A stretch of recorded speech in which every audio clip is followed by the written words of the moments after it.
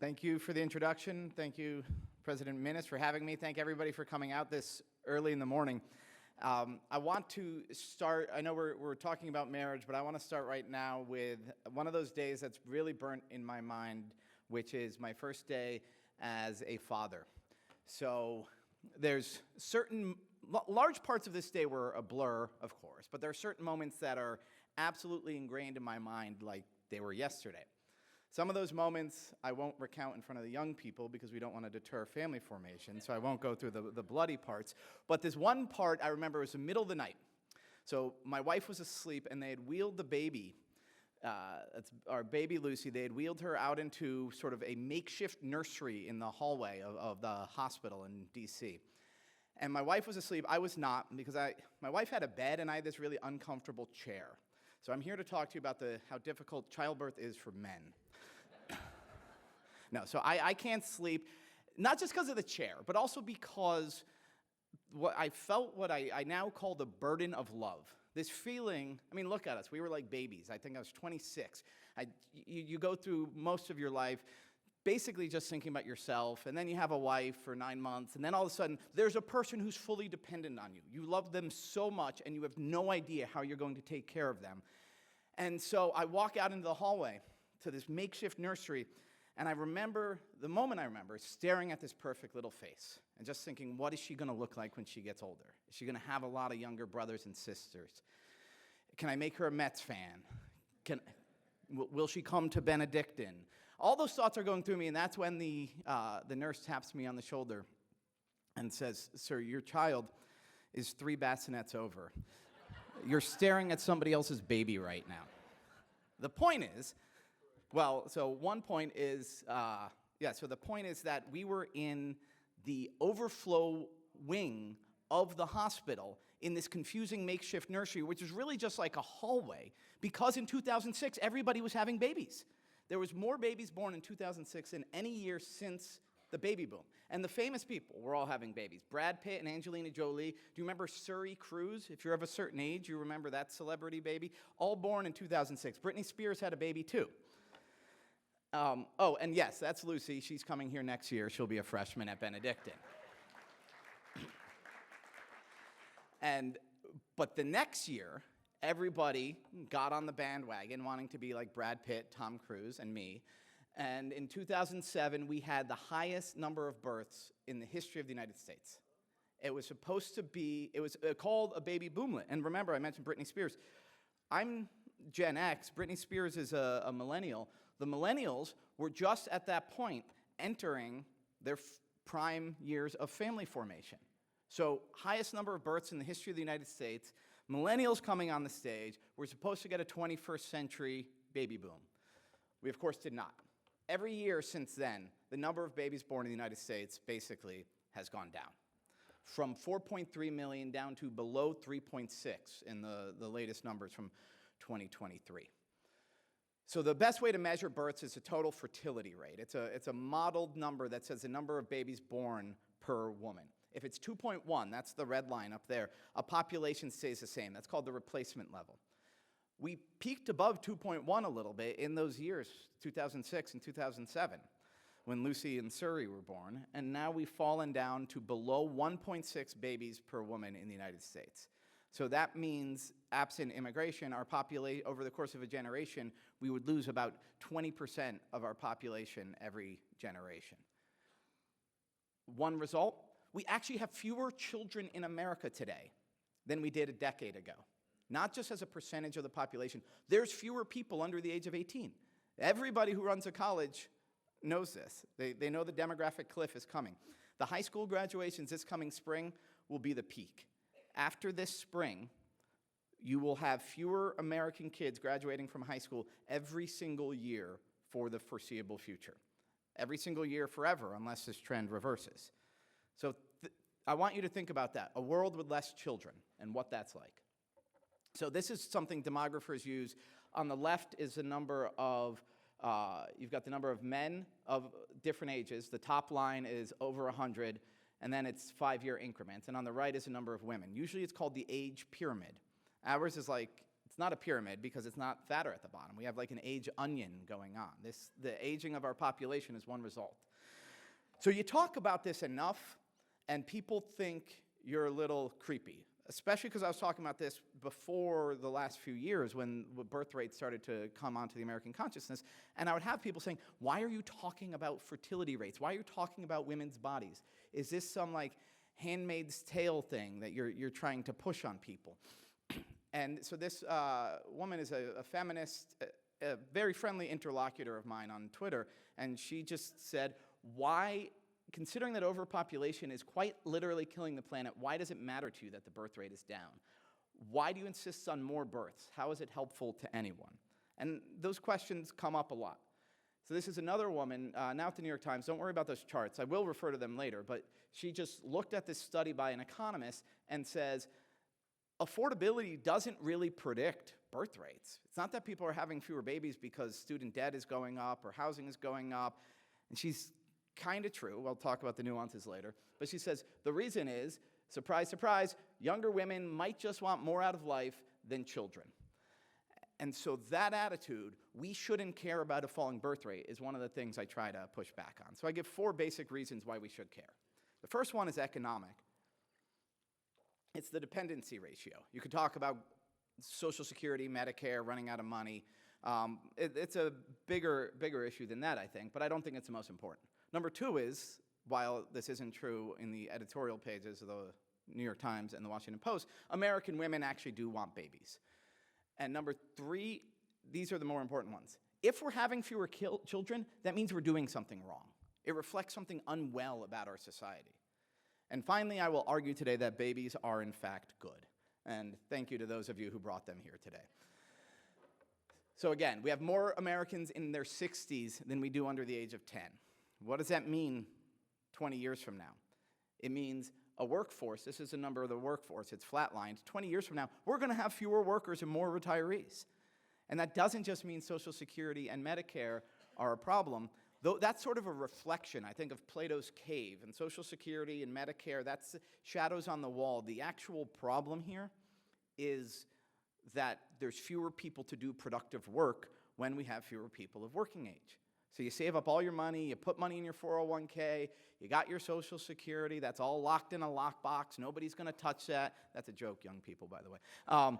And then you call somebody to say that your air conditioning broke and nobody answers the phone. A story I tell is we recently moved from Maryland to Virginia.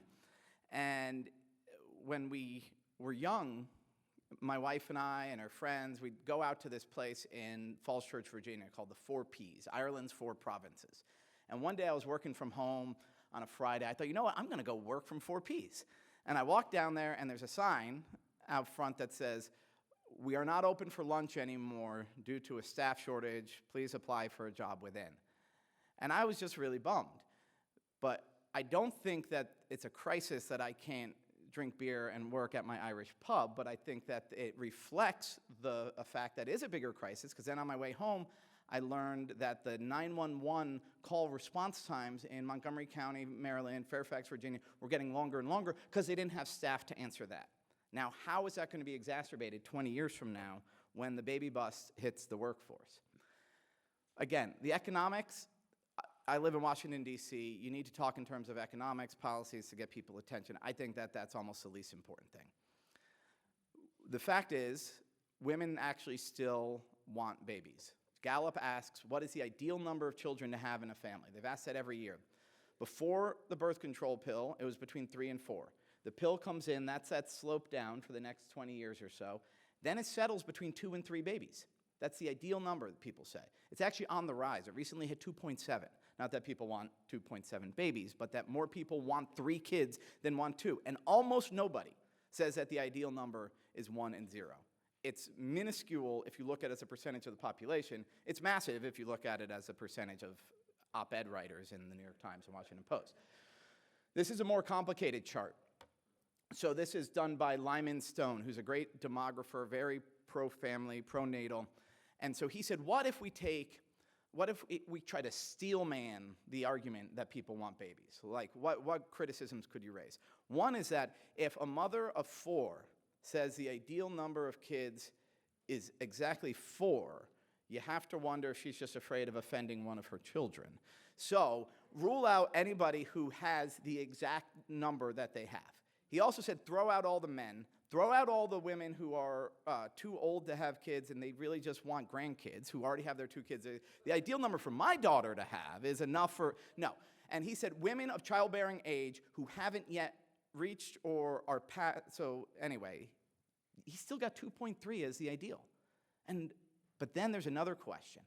How many children do you intend to have that different pollsters ask? That's the orange line there. That used to track the teal line. It used to be about the same. What's the ideal and what do you intend to have? And then it split off. And so now we have that first deficit that just arose in the 90s between, well, this is what ideally I would have, and this is what I intend to have. So that's a deficit that's, now, my ideal house has a wraparound front porch, right? Nobody's sad if I don't get my ideal house. But this is a bigger thing. This is what we dream of for our life, for the people we're going to love, the people for whom we are going to lay down our lives. I sometimes call it a deficit of love, but that sounds like a bad 1970s song or something. But that first deficit of love is between the teal line and the orange line. But then, even that 1.9 intended children, we don't hit that. This slide is old. It says 1.7. It should say 1.6. We're setting our goals for the first time much lower than our ideals as far as the families we want. And we're not even meeting those lowered goals. So that's a problem. So then the question is, if we want more children, why aren't we having them? So I'll take a quick aside to explore that. I was blessed while working on this book to get to visit all parts of America, and I went to Utah, which has always one of the top 5 birth rates. Salt Lake City, not so much compared to the rest of Utah.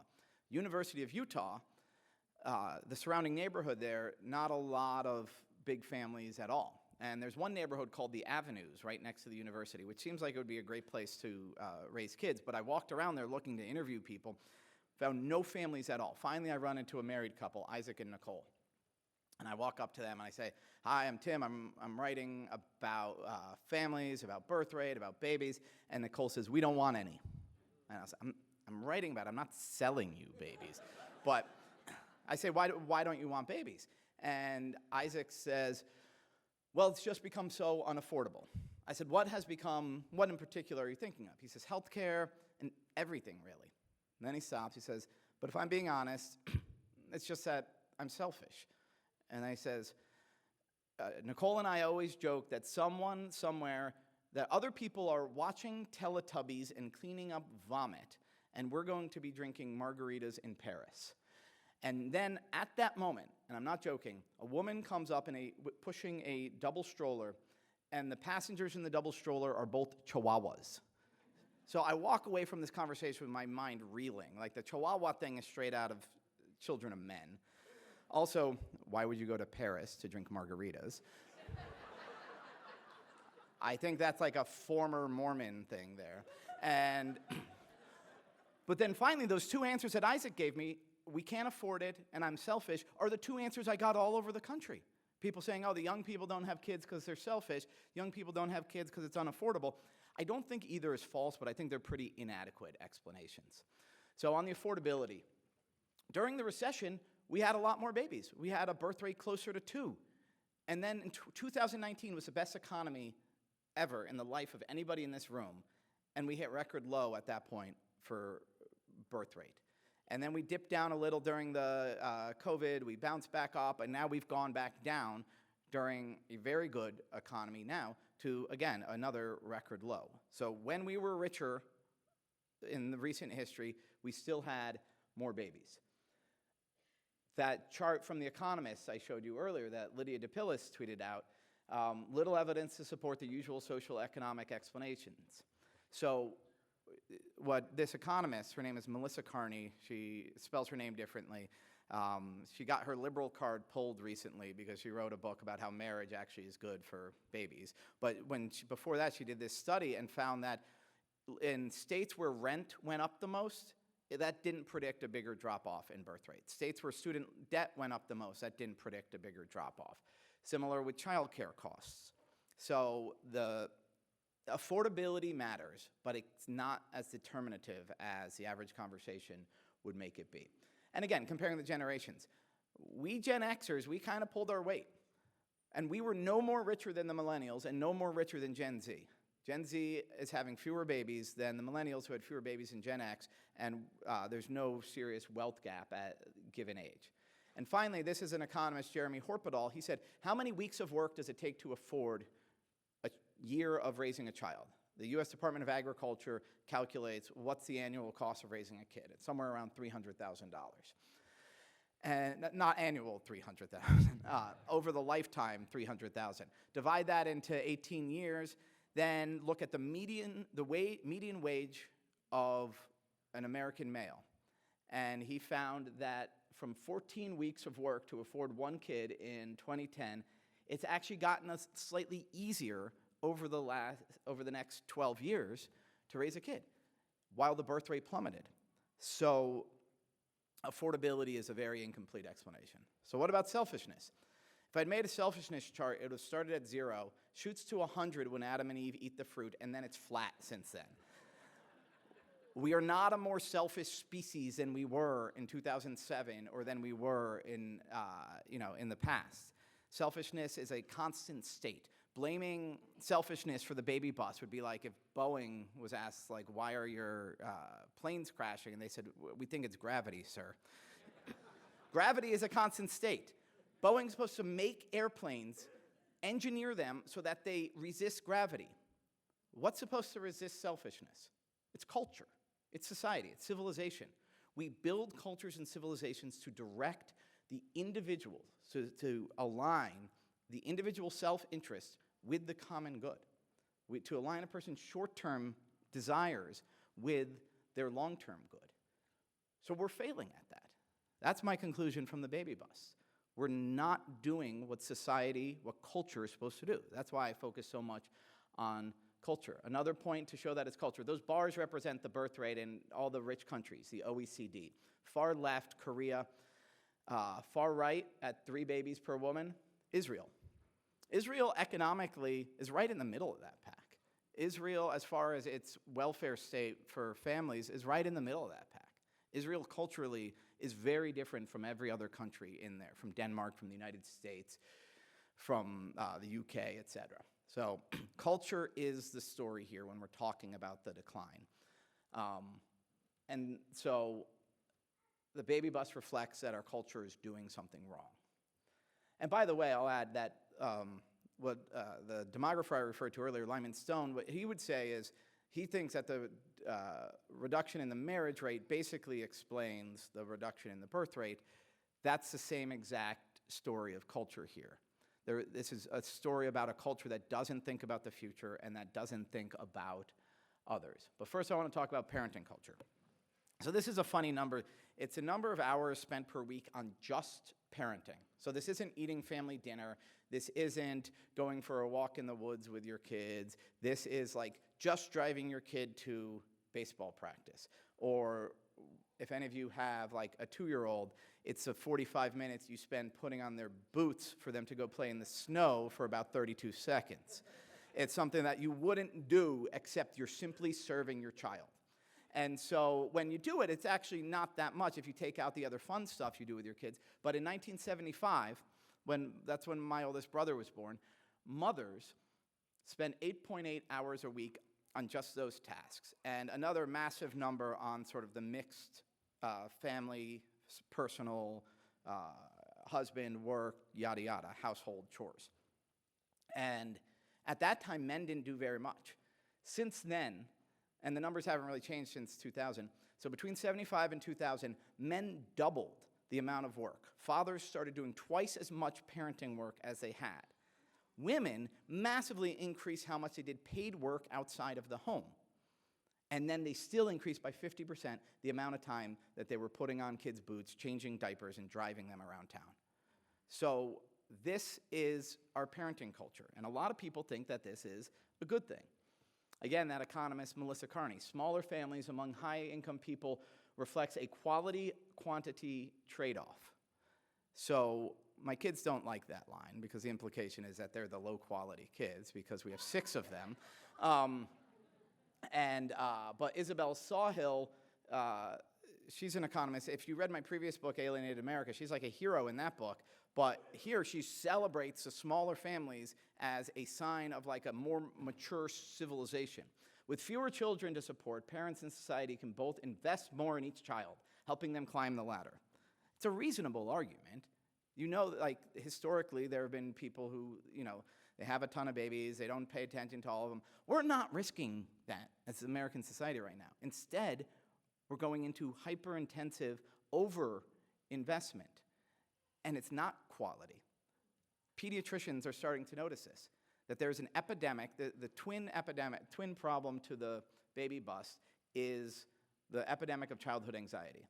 And an op-ed in the Journal of Pediatrics said that the main cause of that is the decline over decades of children, teens, playing, roaming, engaging, independent of direct oversight and control by adults. That is unsupervised time as a kid, running around, flipping over rocks in a creek, making up your own games, playing pickup sports, getting into trouble and getting out of it.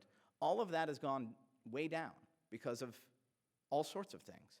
But helicoptering and the causes of it we'll talk about, but one of the results is more childhood anxiety. Kids less able to handle the real world.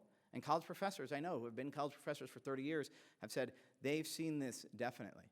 Kids basically admitting, I haven't really made choices. And you could look at the schedule of a kid's day from age 8 to age 18 and think, wait a second, he's being supervised by a parent, an adult, a coach, a teacher at all moments. When is he running around? Another thing that fills their time, though, is travel sports and its evil twins in, Irish dance or violin, all these things that go from, this is a good activity for a kid to do, to, we're going to practice this an hour and a half every day, and you are going to be the best shortstop in all of Fairfax County, Virginia. And so the Little League that I rode my bike to, that was coached by volunteer dads in the community, gets replaced by expensive, intensive travel sports. So that erodes the community because nobody's, and then kids, the best players don't even end up playing for their school. So nobody's playing for Rockville or for Pelham or for their hometown. They're playing for perfect game aces, 14 under, which their parents are paying $1,000 a season for. And we fell into this trap one year. I let Charlie try out for a travel team in Maryland because I thought he'd get cut. And then he ended up making the team. I was like, oh, crap. And then we get the bill, and it's $1,000. I was used to paying $150. And then we get the email about when winter workouts are going to start. This is Little League age kids. We go to the first winter workout. Charlie comes out. It's like icy. We're in a baseball facility indoor, which prop up all over the place in wealthy suburban counties. And Charlie tells me the first thing the coach said when he gathered the team was, baseball isn't fun. Winning baseball is fun. These were 11-year-olds. And there was more that happened through the season, and my wife one day said, the good news is, Tim, every bad thing that happens to Charlie is good material for your book. So, and then there's helicopter parenting. Again, I'm more free range than Katie is, and when I do something that my wife wouldn't do, like let them run around, I leave them while I sit and read a book on the bench, and they run around the woods for acres. And then she finds out about it. I say, they're not going to get kidnapped. And she says, I'm not afraid of kidnappers. I'm afraid of Child Protective Services. And that's not an idle fear. Where we lived in Montgomery County, Maryland, a couple got arrested because they let their 10 and 6-year-old walk to the neighborhood playground unaccompanied. And there's all sorts of reasons for the helicopter parenting. A lot of it is just media makes people convinced that there is a well-trained kidnapper with a waiting getaway car around every corner. And also other things about growing distrust of neighbors, the collapse of community. You don't know your neighbors as well. You don't know what will happen. When there's not as many other kids walking around, it's hard to let your kids walk around, not just because it looks weird, but because those other kids and the mom on the front porch, et cetera, were all eyes on the street. And then, of course, we had a recent crime wave, and a lot of politicians and media types decided that that actually didn't matter. And so the helicoptering, for reasons that are either understandable, sometimes dumb, sometimes very sensible, has really, it's not only a cause of parental stress and childhood anxiety, it reflects something unwell about our culture, again. Another thing about, this is my favorite chapter title. Chapter 3 is titled, "If you want fecundity in the sheets, you need walkability in the streets." So the idea, and this is not proven, but I think that if parents could let their kids run around the neighborhood more, then parents would be more likely to have a third, fourth, and fifth kid. One of the problems is the issues I talked about earlier, the fears of letting kids walk around. But another, I mean, so that picture of the car, I call it car hell. And if you have to buckle the kids into their car seats. And I cite a study in here called Car Seats as Contraception. And actually, J.D. Vance cited that when he was a senator. But like, just that is so painful. And especially if you don't have a minivan, you're like craning your back over. And that little guy, he's got like that 5-point harness. And that 5th point is always, he's sitting on it. And so you have to reach your hand into this like slurry of like goldfish crackers and butt sweat and spit up. And if you're shopping at 2 places, you have to do that like 3 times on every trip. And so the more that kids are kicked out of the house and told to come home when the street light turns on, the happier the kids are going to be, the happier the parents are going to be, and I suspect possibly the larger the families are going to be. But dating culture, I want to focus on that one a little more. So I think that's broken, and in a way that's very telling, that reflects deeper sicknesses in our culture. So first is the apps. And I remember speaking to a group of young adults about 4 years ago, while I was working on this book, and one of them said, you guys, about Gen X, said, you guys browsed, we search, which is to say, the question, how did you meet your wife? So they asked me that. I said, well, when I was 24, I moved into a bachelor pad, a townhouse on Capitol Hill. It was big, it wasn't well kept, but it had like a pretty big living area. And going into the year 2003, I made a New Year's resolution that I was going to throw a party every month. And the purpose of throwing this party was to find a girl. Because then I would tell all my friends, hey, bring your friends. And so then there was this one girl, group of girls we met outside of a Mass for St. Jose Maria in June of 2003. We're like, come to our party. And if you have a party every month, you can always, anytime you meet somebody, you can always invite them. And then they showed up. I was like, hey, I'm having my birthday party in a few weeks.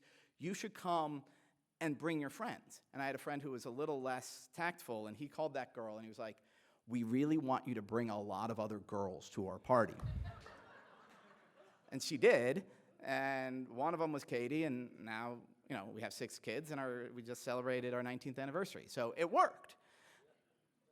That doesn't happen. The searching happens. So first of all, if Katie had gotten to check off boxes of what her future husband was going to look like, it wouldn't have included people under 6 feet tall and balding, and like nerdy, bookish types either. But she didn't get to. She showed up at a party with a bunch of other, young Catholic people in D.C., so that was the browsing. But the searching also has another negative thing. Well, lots of negative aspects. One is it gives the impression there's infinite number of females out there, so I'm not going to settle down for anything short of perfection. But then it's got this thing I call double secret consent, which is, you might remember if you're my age or older, like in 4th grade, somebody would write a note like, does Susie like me? Check yes or no. So now the algorithm does that for you. And so you have to get prior approval before you ask out a girl. And I think this rewires the brain, the female and the male brain. There's one story where you're only allowed to make a romantic advance, even flirt, in like pre-approved flirting zones. It's like how they had free speech zones. You're like, shouldn't that be everywhere? I think for college kids and young adults and people who are single, the feeling out romantic interests and possibilities should be everywhere, but no, the apps say, no, there's certain places. Otherwise, it's an unwanted advance. There's one guy I talk about in this book, Simon. He played on he had this girl on his volleyball team that he really liked, and he told the reporter, he said, I wanted to ask her out, but I realized it would be inappropriate for me to ask out somebody on the volleyball team, even boorish, as if it was like abusing the privilege of the volleyball team. So any of you who are on a co-ed volleyball team, the purpose is to meet someone of the opposite sex. It's not the volleyball. So the dating apps, I think, have created a lot of bad ideas, but I think the deeper ones is reinforcing, holding up autonomy, reinforcing individualism, hyper-individualism, and it's an anthropological problem. We were talking about that on the trip over here. A bad understanding of the human individual, a lack of seeing us as relational, and instead seeing us as transactional, because that's what the dating apps drive home. Louise Perry is a feminist of the good kind, and she writes, today's sexual culture prefers to understand people as freewheeling, atomized individuals, all looking out for number one and all up for a good time. She talks about the sexual revolution. It assumes that if sexual taboos were abolished, we would all be liberated, capable of making entirely free choices about our sexual lives. This sentence sounds totally unobjectionable to the average college-educated, secular woman these days. And so what that is yes, we are free-floating individual, atomized bundles of rights. And if you question that, you're basically restricting my freedom and imposing on me, and we're back to the Handmaid's Tale stuff. But you know, everyone in this room knows that humans are fundamentally relational creatures, and that we have unchosen obligations, like your siblings, your parents, and largely your kids. And that we don't always get to choose everything, and that the way we we realize ourselves is by laying down our lives for others. And this trickles into the baby bus too. Stephanie Murray is a parenting writer, and she's good. And here she's describing the modern view. Children are a personal choice, and therefore a personal problem, many seem to believe. Have as many as you like, just make sure they don't bother the rest of us. It's like if you had a boat. If Professor Minnis had a boat, he's like, Tim, my boat's broken. Can you come help me fix it? Yeah, sure, Steve, I'll be over. And then if it keeps happening and he keeps asking for help, I'd say, you shouldn't have bought a boat, okay? You're the one who bought the boat. You get the benefit from the boat. You have to pay the price. That's the way people talk about kids. I get it all the time on the internet where I say, you know what? This institution should accommodate kids. It should have an elevator for people with strollers, or you should give women time off from work when they have a baby. They'd say, you should have thought about that problem before you have a kid. And in fact, that's Ron Johnson, a senator. This is what he said opposing a family tax credit. He said, people decide to have families and become parents. The cost is something they need to consider when they make that choice.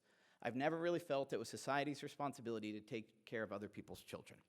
Sure, to take care of other people's children, maybe, but it is your responsibility to help other parents raise their kids, whether you have kids or not.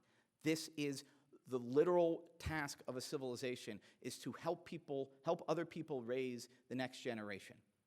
And you as a parent, as a primary person, they as a parent are the primary people, but it's everybody's job to help them. But we've thrown that out the window because, well, when you made that choice, you should have been thinking whether you could handle it all by yourself. So first of all, the unrealistic idea that two people can take on the whole task of raising kids, but also just that idea that having a kid is just another choice, this is all downstream from that. That when children just became just another choice, as Stephanie Murray says, it became just your problem. And this all goes back to the hyper-individualism and the worship of autonomy. Christine Emba, excellent millennial writer, she says, we celebrate freedom, and freedom means more privacy, more space, less connection, less constraint. Frankly, that sounds sad. And it is sad. So Miley Cyrus, if I'd written the book differently, she could be the main villain in this. But she gave an interview a little bit before the pandemic in which she was explaining why she'll never have kids. And what she was speaking for all millennials, she said, we're getting handed a piece of crap planet, and I refuse to hand that down to my child. Until I feel like my kid would live on an earth with fish and water, I'm not bringing another person in to deal with that. So that dark view, I think, really is the unexpected, unappreciated cause of the collapse in marriage and family formation. And it's been out there for a while. This is what I read as a kid in the New York Times back in 1990. Overpopulation. No problem facing the earth looms larger than the growth of the reproductive rate of the human species. Virtually all human suffering can be attributed to a population that is too numerous. Now, the point of this op-ed was that lesson needs to be taught to kids. Kids need to be taught that they're bad. The illustration is rabbits. Get it? We're breeding like rabbits. Rabbits all devouring the earth, which is a head of lettuce. The author, who was saying that kids need to be told that they're destroying the world, was a principal of a public school, the John Pettibone School in New Milford, Connecticut. John Pettibone School closed down last decade due to low and falling enrollment. I visited there. It's the John Pettibone Community Center. They had gentle adult yoga, and the playground had been turned into a dog park. So I guess Principal Burley should be happy that his message got through in New Milford. But that idea, again, back to Laura Bassett, overpopulation is quite literally killing the planet. Now, everybody knows by this point that that's not true. Like, it was okay understandable if you fell for Paul Ehrlich sometime between 1968 and 1988, but come on. Why do people say this? And why are they so pessimistic about the future? I think this is almost a psychological issue. Ezra Klein, talking about the climate issue, says basically if you live in a wealthy country, you're not going to drown in higher sea levels. You're not going to die from climate change. You're going to adapt. And so this fear about the future that Miley Cyrus is expressing, he says he thinks is a transference of guilt into terror. So what is the guilt? It's guilt that as a human being, you emit 52 tons of greenhouse gases throughout your life or something like that. Maybe it's 52,000. Whatever it is, that's the number that gets thrown around. There are people who say it's climate, it is arson to bring another child into this world. So if you think that about a child, you also think that about yourself. When Miley says we don't want to reproduce because we know the earth can't handle it, what's the it? It's a baby. It's a human. It's herself. So if you don't think you're good, you're not going to want more of you.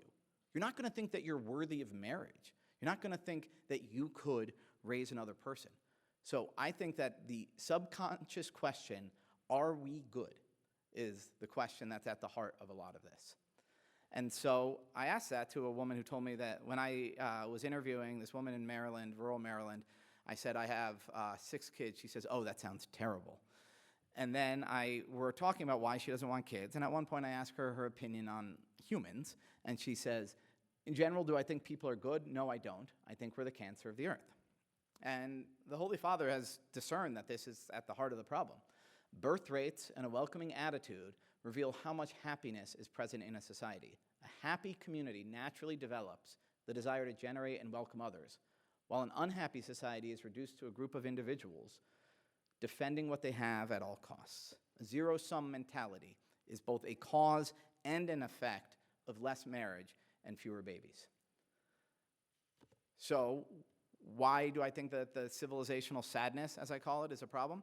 Because I think the opposite explains the baby boom. Baby boom wasn't a make-up for just the babies that weren't born during the war.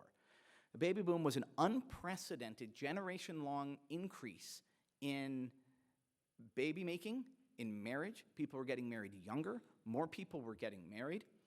All of that happened, and demographers had never thought that that was possible. There was this weird belief that birth rates would fall to replacement and then stay flat. It hasn't happened. Where it falls below replacement, it keeps going down, and that's an important thing to think about. But here, it bounced up. It was amazing. And why did that happen? Well, I think our men got off the boat, and they said, we just saved the world from 2 evil empires. And our women greeted them and said, we just kept the economy running and made all those guns and missiles and airplanes for 4 years. So they smooch on the pier, they go back to the chapel, they get married, and they have a bunch of babies because they knew more than ever before, ever since, that we were good. I really believe that nowadays we don't answer that way. Notably, Germany, Japan, and Italy didn't have baby booms. In fact, they led the 20th century decline in birth rates. If there's a moment where the spark for this book was first born, it was in 2012, seeing the headline that Japan, Germany, and Italy were the leaders in low birth rates back then. because they couldn't, if they asked the question, are we good, they couldn't say yes. We are good. I don't need to make that argument here. We are good but fallen. But probably everybody in this room believes it. But for the people who want an economic proof of that, I point to the number of people living in extreme poverty. That's the red section in that graph. It's been going down, and the percentage has been going down basically forever. So who has been making human life materially better? Has it been lizard people? Has it been space aliens? Has it been the climate? No, it's been other people. So I use that sort of jokey economic term up there. The expected value of each human is positive. Some humans have a net negative value. New York Yankees, for instance. But their negative is outweighed by the average positive. Humans make a positive contribution to the world, even if you just want to see it in purely material terms. But we don't see it in just material terms. I want to end with, I mentioned that I used to live in Maryland, and we had this amazing parish, St. Andrew Apostle, and one of the things that brought us in there was this amazing preschool teacher. And she taught 5 of our 6 kids there.